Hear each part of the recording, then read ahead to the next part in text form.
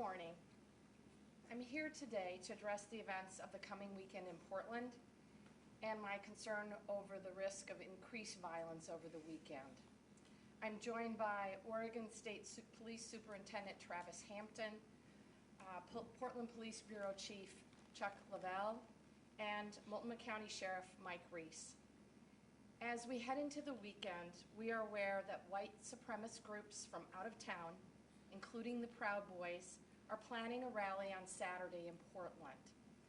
They are expecting a significant crowd. Some people will be armed, with others ready to harass or intimidate Oregonians. Many are from out of state. The pattern of these particular groups is clear: to intimidate, instigate, and inflame. And these types of demonstrations in the past have often ended in fistfights and sometimes escalated to bloodshed.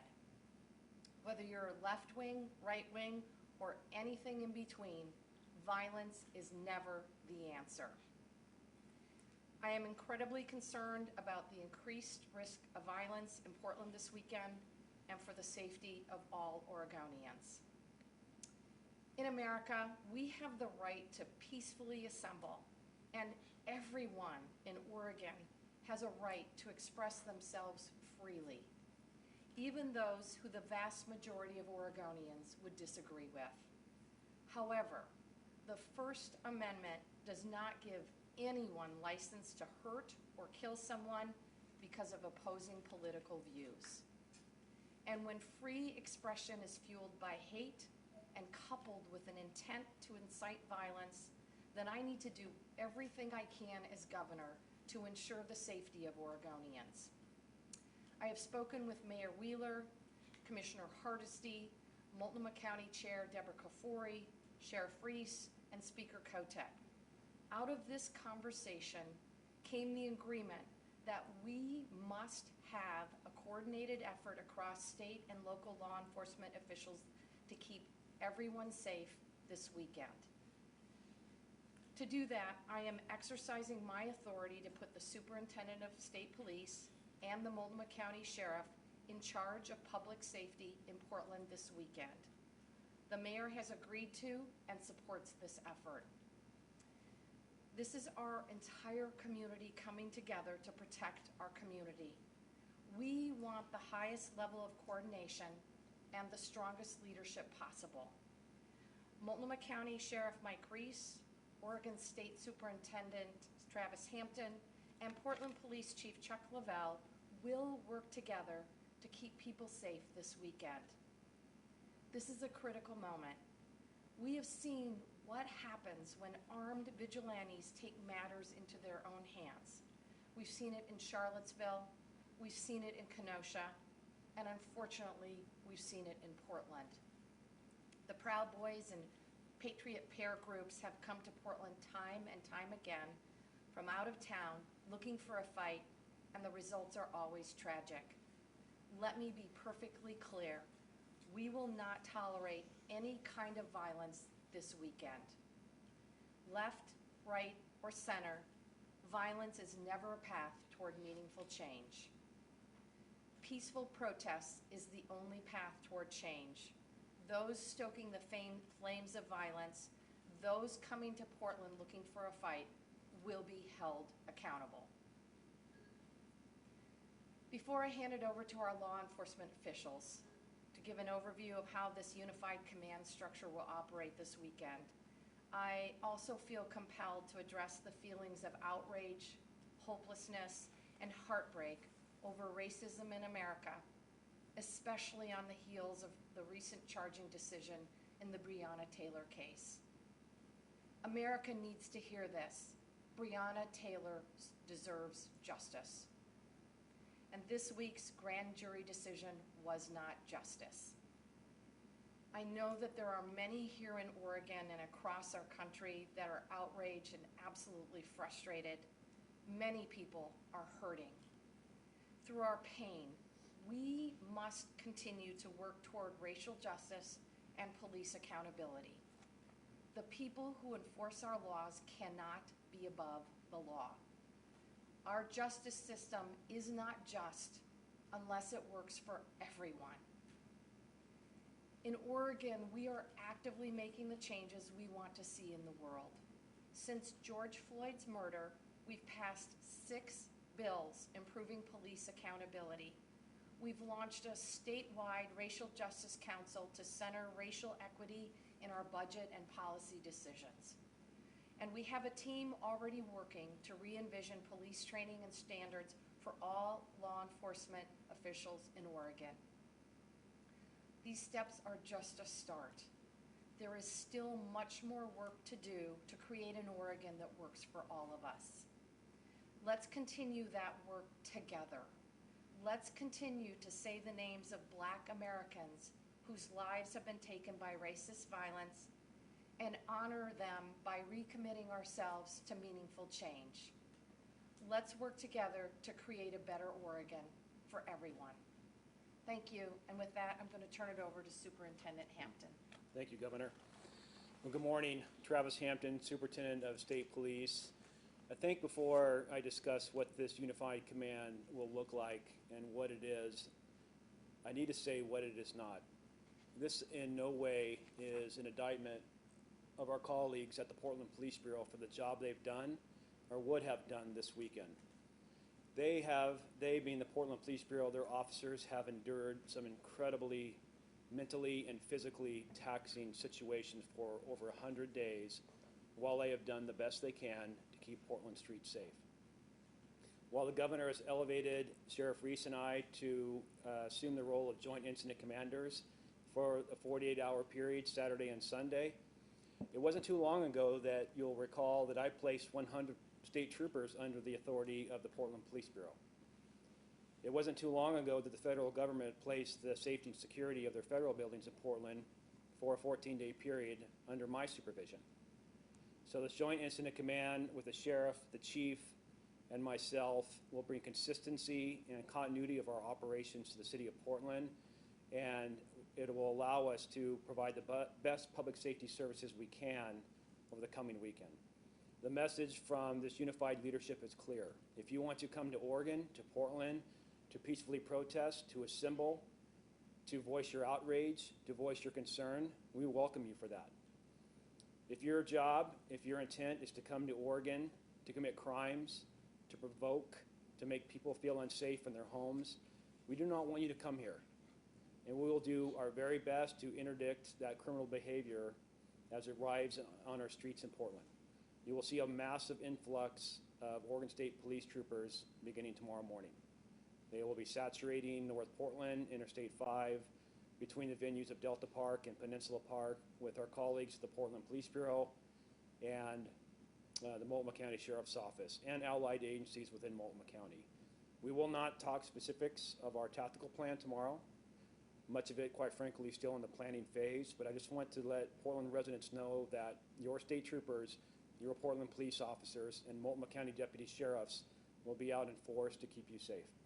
And we also want to send a message that well before the event, if your intent is to come to Oregon to bring incendiary devices, to bring narcotics, to bring firearms unlawfully, we will do our best to take those off the streets. So if that is your intent, please don't come.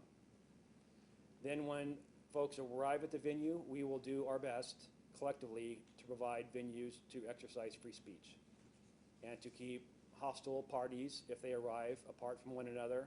So hopefully we will have a peaceful day, a peaceful event where we use no force, we make no arrests, and we provide an opportunity for people to feel safe in their homes and exercise their constitutional rights within the city of Portland.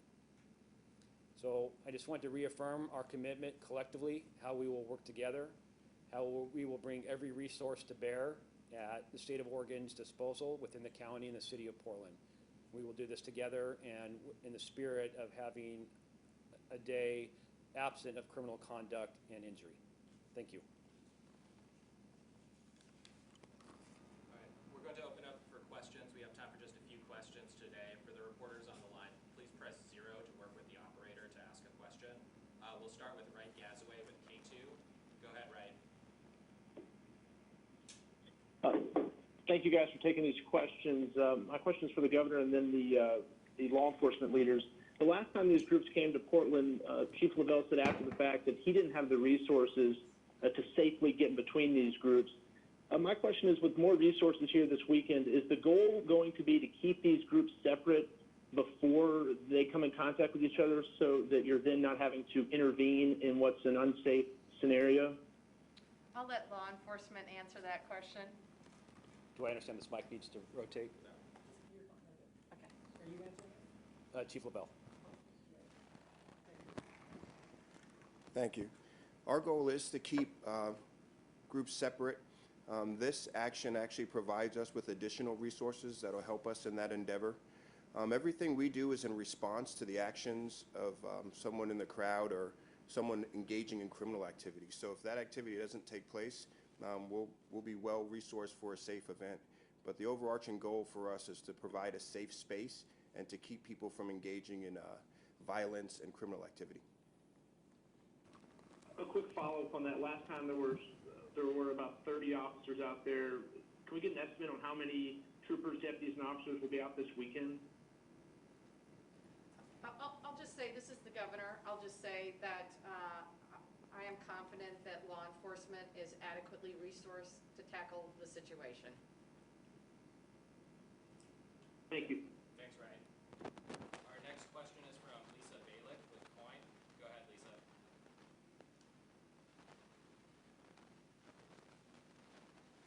Looks like we lost Lisa. We'll go next to Rosemary Reynolds with KXL. Go ahead, Rosemary.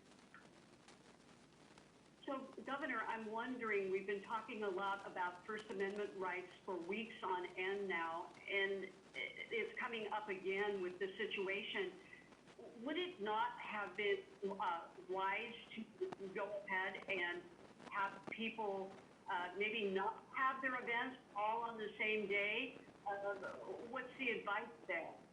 Look, we're really, really clear that hate has no place in the city of Portland and the entire state of Oregon.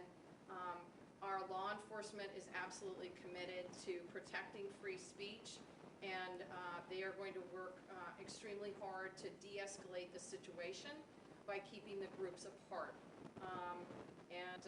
That's what we're going to do this weekend. My top goal is to make sure that Oregonians are safe and that folks that want to exercise their right to free speech can do so safely and peacefully. Thanks, Rosemary. Lisa Balick sent her question in writing. She asked, what will you be doing to protect neighborhoods nearby to keep families safe?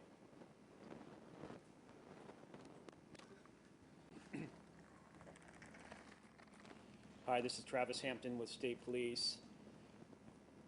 To show families that we are doing our best to keep them safe, we, like I mentioned earlier, will have a large influx of uniformed patrol officers. So these men and women, these state troopers, deputy sheriffs, Portland police officers will be in their neighborhoods along the thoroughfares and come out and talk to us. Come learn our names. You don't often see this many state troopers in North Portland. So come out and see what we're all about. Come out, grab a sticker from us. Come out and visit us. Tell us what your concerns are. This is your neighborhood. We want you to feel safe in your home, in your playgrounds, and at your schools. So come out and visit with us. We're going to be there to visit with you. Like the chief mentioned, we hope we don't have to engage law enforcement efforts in custody arrests or use of force. We would love to have this be a beautiful, rainy, sunny day, whatever Oregon delivers for us tomorrow, where we are just police officers in your neighborhood to keep you safe and then make you feel comfortable in your own homes. Thanks, Lisa. Our next question is also in writing from Maxine Bernstein from the Oregonian. Maxine asks, why do you believe there was a need to have state police in the sheriff's office and not Portland police lead this unified response for this weekend? We know that we are much stronger together and that by coming together, we were able to assess the needs of this particular situation and determine that this was the right approach. We have been doing it over the last several weeks and months, city, state, and local officials all working together, and we came together collectively and made a decision that this was the best approach, that coming forward with a unified command structure would ensure that people could stay safe and that we could keep the peace. Thanks, Maxine. Our next question is from Dirk Vanderhart with OPB. Go ahead, Dirk.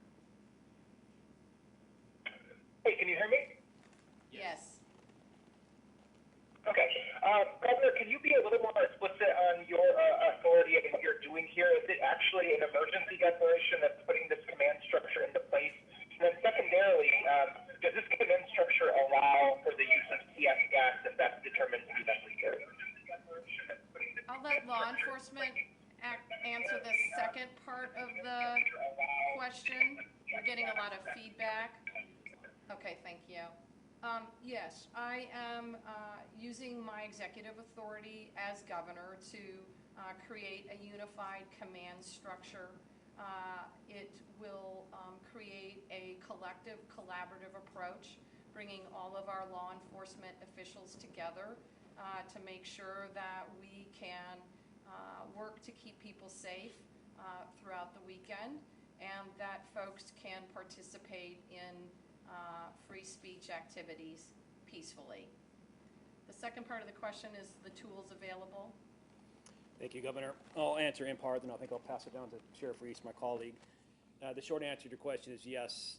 Operating under the governor's emergency authority, statutory authority, with Sheriff Reese and Oregon State Police assuming the joint incident commander role, we will not remove CS gas as a possibility from these events. We will use it judiciously. We hope we do not use it at all, but under this authority, we will make this available to not only state troopers, deputy sheriffs, but Portland police officers.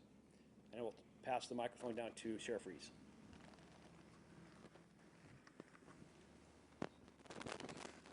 I think it's important to remember that our responsibility at these events is to keep the peace, and that our goal is to support people's right to peacefully gather and to express whatever message they came to express. We are responsive to the actions of people at these events, and we're there to, if we have to, hold people accountable for criminal acts that may endanger everybody's safety. Certainly, with the use of any tool or option, we're always going to be proportional in our response. And we want to do everything we can to intercede early so that we don't have to get to a higher level of force if it's required to keep the peace. I want to be really clear that the use of any option will be a last resort. If there is a need for CS, it would be after a life safety event where people's lives are at risk. And we're doing everything we can to protect people and to protect our officers, and deputy sheriffs, and state troopers. Thanks, Dirk. Our next question is from Hank Sanders with Willamette Week. Go ahead, Hank. Hi. Thank you for taking my question. My question is, if people are gathering without a permit, will they be allowed to still gather, or will action be taken against that? Chief Lavelle, do you want to respond to that?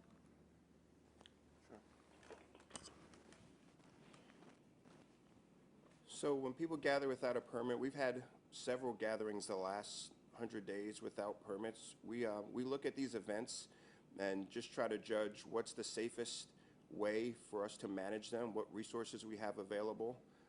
In many cases, people do gather without a permit. We deny permits, we approve permits, but when people do gather, we look at it, how do we best manage this event, what's the best outcome for people's safety and things of that nature. We don't really know how many people are going to show up. This is not the type of thing people RSVP to, so there's going to be the potential that we get a very, very large crowd.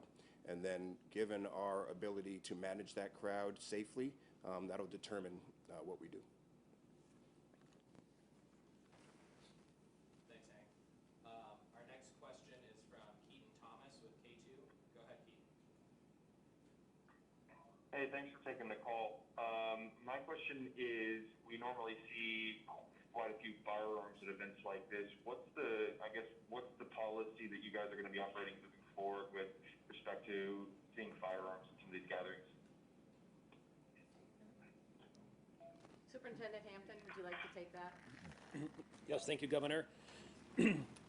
We not only have state statute at our disposal, but we also have city code. There are some concealed handgun license provisions for people that want to openly carry firearms. We do have situations where people cannot possess them at all, like a convicted felon.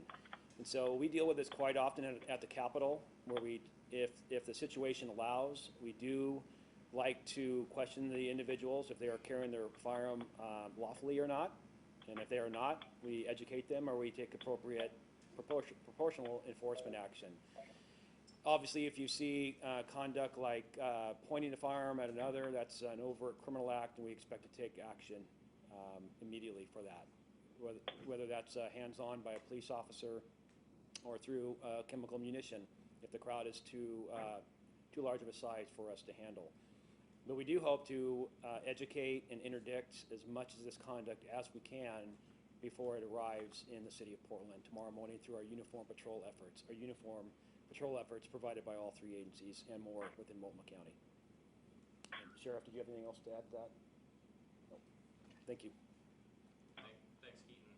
We have time for just two more questions.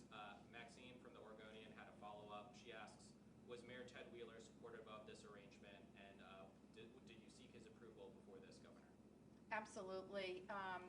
We had a meeting virtually, of course, with local elected officials, including the Speaker of the Oregon House, the Chair of Multnomah County Commission, Deborah Kafori, and the Mayor and Commissioner Joanne Hardesty.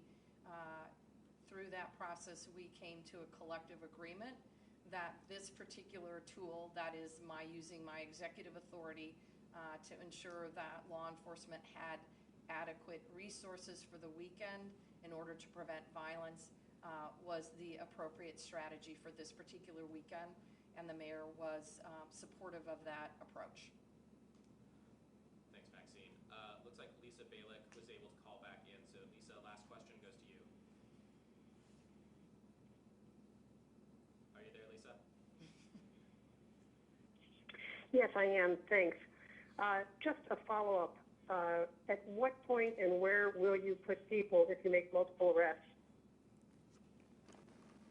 I'll turn that over, Lisa, to the law enforcement community. Lisa, if you could repeat that, that would be appreciative. Question is, if you make multiple arrests, where will you be able to put people?